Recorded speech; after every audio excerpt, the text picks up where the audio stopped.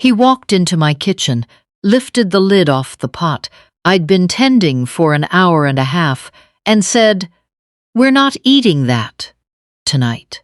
Then he set the lid down on the wrong burner and walked back to the living room like he hadn't just dismissed something I'd made with my own hands, in my own home, on a Tuesday afternoon in November. I stood there, holding a wooden spoon. I didn't say anything, I just stood there. That was the moment I knew. Not the moment things changed. Things had been changing for a long time by then. But the moment I finally admitted it to myself. Something had gone very wrong in this house. And if I didn't do something about it, I was going to disappear inside my own walls. My name doesn't matter as much as my situation. So let me tell you about that first. I am 67 years old. I live in Sudbury, Ontario, in the house I bought with my late husband 31 years ago. We raised our daughter here. We planted the spruce tree in the front yard the year she started kindergarten. That tree is taller than the roofline now. My husband passed 8 years ago, and I have lived alone since then, which was hard at first, and then became something I was quietly grateful for. I had my routines, my book club on Wednesdays, my sister's calls on Sunday mornings, my garden in the summer, my soups in the winter. I was not lonely. I was settled. My daughter, she's 34, came to me in the spring of the year before last with her husband and a problem. He had been laid off, she was freelancing, and the work had dried up. They were renting a place in Barrie, and the lease was up in 2 months, and they had almost nothing saved. She sat across from me at this kitchen table, the same table where I used to help her with her homework, and she said, "Mom, we just need a few months, just to get back on our feet." I said yes. Of course I said yes. She's my daughter. My son-in-law, I'll call him that because that's what he was to me legally and otherwise, had never been easy. He was the kind of man who filled a room without warming it. Loud opinions, short patience. He'd never been openly rude to me before, not exactly, but there had always been something in the way he looked around my house, like he was calculating what things were worth. I noticed it at Christmas dinners. I told myself I was imagining things. I was not imagining things. The first few weeks were fine. They were grateful, or at least they acted that way. He offered to shovel the walk after the first snowfall. My daughter cooked dinner twice that week and left the kitchen cleaner than she'd found it. I thought, maybe I was wrong about him. People change when they're humbled. Maybe this was good for them. But somewhere around the 6-week mark, something shifted. It was small at first. He started leaving his boots in the middle of the hallway instead of on the mat. He'd finish the coffee and not start a new pot. He stopped knocking before he came into rooms. Little things. The kind of thing you don't bring up because it feels petty, and then you hate yourself for not bringing it up, because now there are 30 of these little things, and they accumulated into something that feels like a statement. My daughter noticed me noticing. She'd say, "He's just stressed, Mom. He's trying." I believed her, partly because I wanted to. Then the months started passing. 3 months became 5, 5 became 7. He found some contract work that fall. IT support, a few hours a week. But they made no mention of moving. When I gently raised it, my daughter got quiet, and my son-in-law said something about the rental market being impossible right now, and the timing being bad, and he said it in a tone that suggested the conversation was over, not beginning. The rental market. In my house, where I paid the mortgage, the property taxes, the utilities, the internet they used, the food half the time. I said nothing. I went to my room and I sat on the edge of my bed, and I looked at my husband's photo on the nightstand and I thought, what would you do? And I knew what he would have done. He would have had a direct conversation. But I was not him, and I had been softening the edges of things my whole life, and I didn't know how to stop. So I let it go, and letting it go cost me. By winter, the second winter they were there, my son-in-law had stopped pretending entirely. He'd started referring to the house as our place, in conversations I wasn't supposed to hear. He'd had his friend over without telling me. He'd complained to that friend in my living room while I was in the next room that I kept the house too cold. My thermostat. In my house. The thermostat my late husband installed himself. I started retreating. That's the only word for it. I began taking my tea to my bedroom in the evenings because the living room no longer felt like mine. I started timing my trips to the kitchen to avoid him. I scheduled my showers around the schedule he kept, though he'd never asked me to. I had made myself a guest in my own home. My sister called one Sunday and I didn't tell her anything. I said things were fine. I said the winter had been long. She knew something was wrong because she knows me, but she didn't push, and I was grateful for that and sad about it at the same time. The soup day was a Tuesday. I'd been making beef and barley since that morning, the kind that takes time, the kind my husband used to say smelled like home. I had the radio on. I was having a good afternoon, actually. That's the part I remember most, that I had been in a good mood, and then my son-in-law came into the kitchen without announcing himself, lifted that lid, and said what he said. "We're not eating that tonight." Not, I was hoping for something else. Not, sorry, I forgot to mention, we made plans, just that. A declaration. As though my afternoon, my soup, my kitchen were inconveniences to be managed. I didn't say anything in that moment because I didn't trust what would come out if I opened my mouth. I put the wooden spoon down. I turned off the burner. I took my coat off the hook by the back door, and I went outside in the cold, and I walked around the block twice without a hat on, in November, just to feel like I was somewhere that belonged to me. When I came back in, I went straight to my room.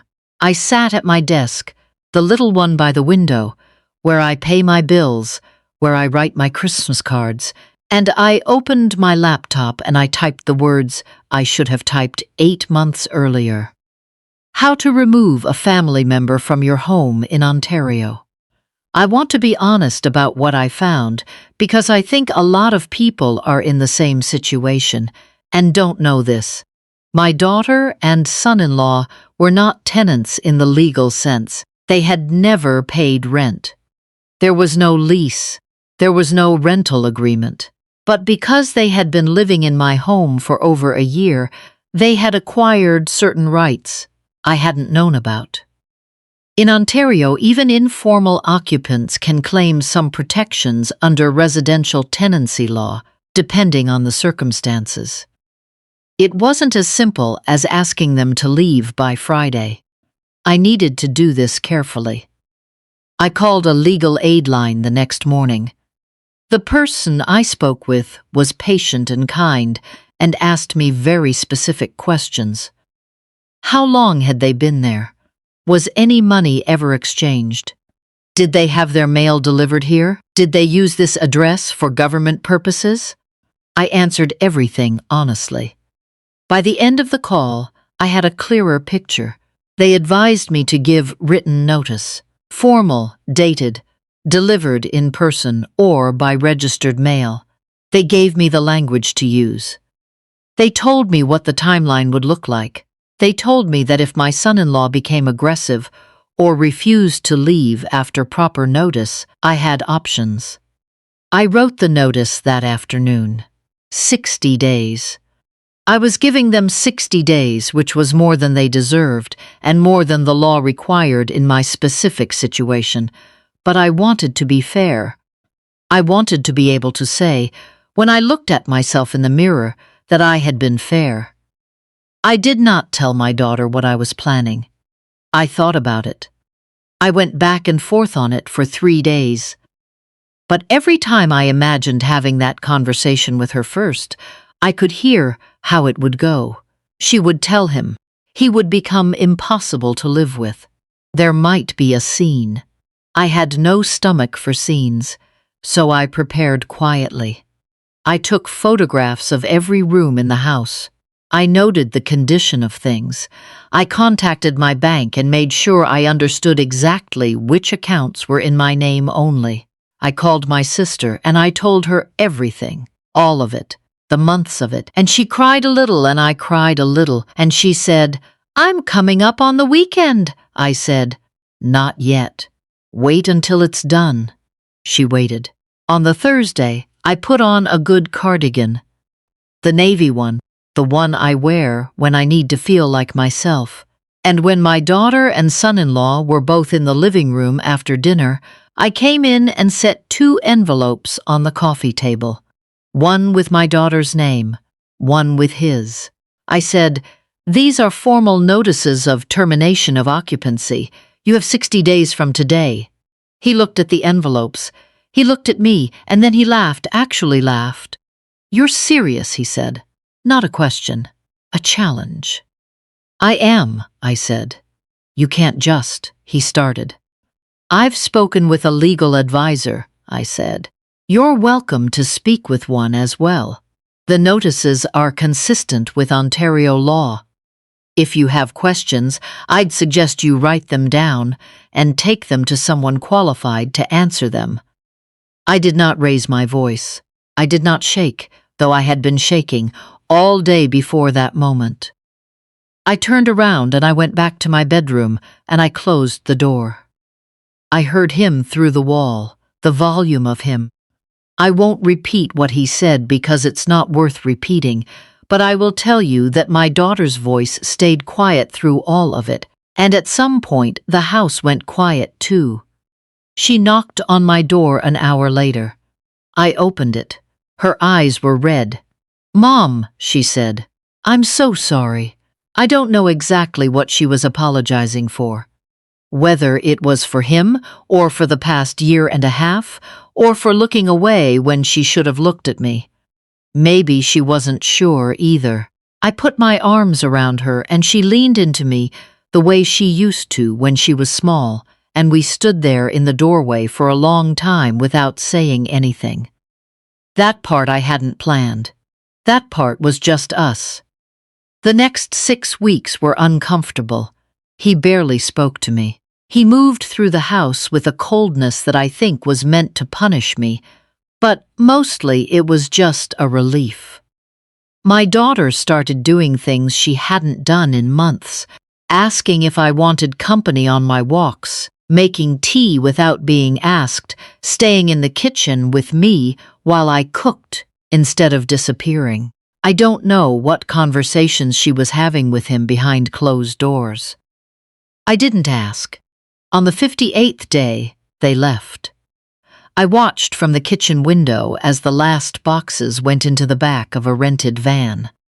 My daughter hugged me at the back door for a long time. She said they'd found a 2-bedroom in Kanata, not far from where he'd picked up a full-time contract. "Are you going to be okay?" she asked. "I've been okay," I said. "I just need my house back." She laughed, and it was a real laugh, the kind she'd had as a girl. I was glad to hear it. He didn't say goodbye to me, and I didn't expect him to. When the van turned the corner and disappeared, I stood at the kitchen window for another few minutes, just breathing. Then I went to the stove. I put on the kettle.